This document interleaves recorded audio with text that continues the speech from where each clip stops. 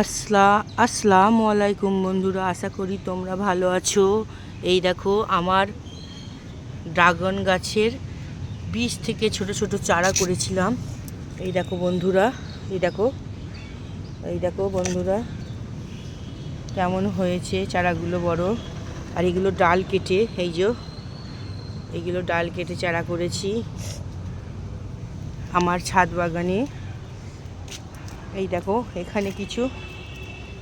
এখানে কিছু চারা করেছি ডাল কেটে, এগুলো সব ম্যাচিওর ডাল বন্ধুরা। আর আমার ড্রাগন গাছের এই যে একটা নতুন বেড তৈরি করেছি। এইভাবে দেখো ডগটা কেমন ঝুলে গেছে। এই দেখো এইগুলো উঠে যাবে, উঠে এর ওপর দিয়ে ঝুলিয়ে দেবো। তখন আশা করছি সামনের সিজনে এগুলো ফল ফুল আসবে।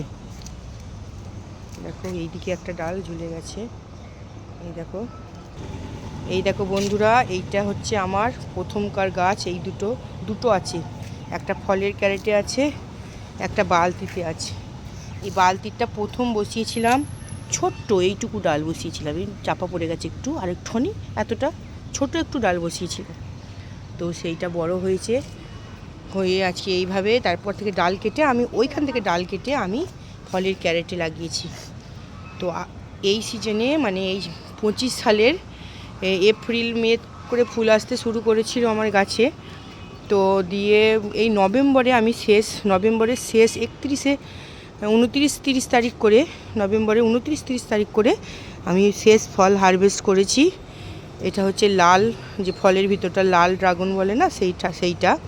তো আমার এই দুটো গাছ মিলিয়ে আমি এবছর 10টা ফল পেয়েছি বন্ধুরা। হ্যাঁ, বলতে ভুলে গেছি, এখান থেকে একটা ডাল নিয়ে আমি এখানে একটা করেছিলাম। এই যে এটা ফলের ক্যারেটে দিয়েছি, এই গাছে একটা ফল হয়েছিল।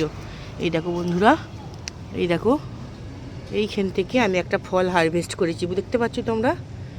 এইখান থেকে আমি একটা ফল হারভেস্ট করেছি বন্ধুরা। ড্রাগন গাছের সম্বন্ধে কেউ কিছু জানতে চাইলে অবশ্যই কমেন্ট করবে। এই দেখো দেখবে কোথায় ফলগুলো হারভেস্ট করেছি। এই দেখো এইখানে একটা ফল হারভেস্ট করেছি। এই দেখো এই ডালগুলোই, বুঝতে পারছো। এগুলো সব ফল হারভেস্ট করেছি।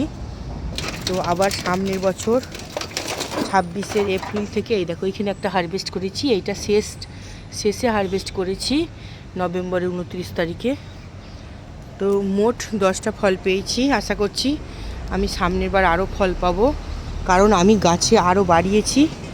এই দেখো এটা তো একটা ফল দিয়েছিল এই গাছটাই, আশা করছি সামনের বার আরও দেবে।